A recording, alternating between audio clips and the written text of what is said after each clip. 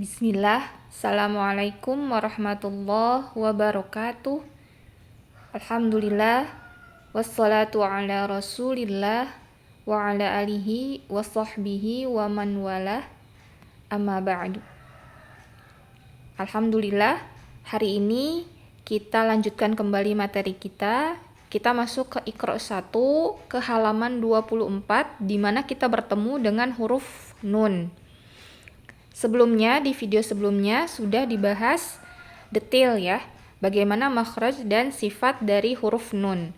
Nah, di sini sekilas, seperti biasa, saya bahas kembali makhraj huruf nun itu dan sifatnya hanya sekilas saja. Untuk detailnya ada di video sebelumnya. Makhraj huruf nun yaitu dari ujung lidah bertemu dengan gusi disertai dengan keluarnya gunnah dari rongga hidung atau yang disebut dengan al-khayshum. Nah, huruf nun berarti sama ya dengan huruf mim, artinya sama-sama disertai dengan keluarnya gunnah dari rongga hidung. Karena huruf nun dan huruf mim ini salah dua dari huruf yang keluar dari rongga hidung yaitu al-khayshum ya. Jadi ada dengung, ada gunnah. Kenapa? Karena arah keluar dari yang suara dari yang mulut itu ada tertutup ya, celahnya itu tertutup, maka keluarnya dari al-khayshum. Coba kita lihat di gambar, ada tanda panah yang merah, kan ujung lidah bertemu dengan gusi ya, jadi nanti keluarnya itu dari tanda panah yang biru. Kemudian sifat huruf nun yaitu jahar, bainiyah, istifal, invita, dan gunnah. Ini sama dengan huruf mim ya. Dari mulai suaranya mengalir sebagian, kemudian udaranya tertahan atau jahar, suaranya itu tipis ya, dan ada suara sengau atau keluarnya dari gunnah ya, suaranya gunnah, suara sengau yang keluarnya dari rongga hidung. Nah, sifat dan makhraj dari huruf nun ini harus kita tunaikan ya, harus kita tunaikan agar kita betul-betul bisa menerapkan huruf nun itu sendiri. Nah, kalau misalkan dia masih tunggal kan belum tapi berasa. Itu akan berasa ketika dia sudah berdampingan dengan huruf lain. Nanti kalau kita sudah masuk ke Iqra 4, Iqra 5 dan seterusnya, apalagi kita membaca Al-Qur'an. Nah, dari mulai sekarang lah, dari mulai Iqra 1, kita belajar untuk menerapkan makhraj dan sifat dari huruf nun. Meskipun kalau di Iqra 1 belum tapi kentara, tidak mengapa. Kita masuk ke Iqra 1, mulai dari ta'awudz. A'udzu billahi minasyaitonir rajim. Na.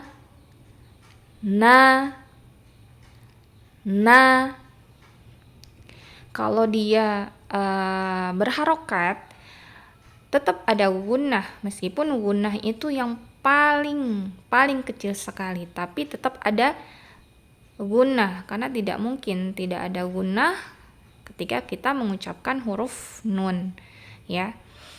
Seperti itu, apalagi nanti kalau kita sudah bertemu dengan yang sukun dan yang lainnya. Kita lanjut ke baris berikutnya.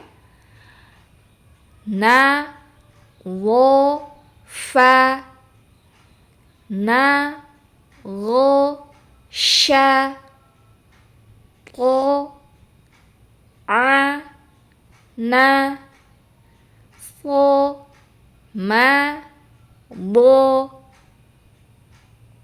o, ro, na, kho, la, ko, za, ma, na, ka, za, ba, ja, na, da,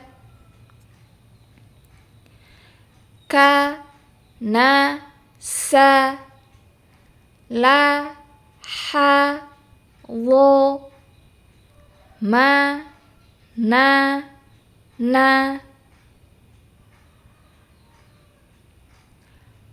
a, ba, ta, sa, ja, ha, ho, da, za, ro, za, sa, sha, so, bo, po, wo, a, lo, fa, o, ka, la, ma, na.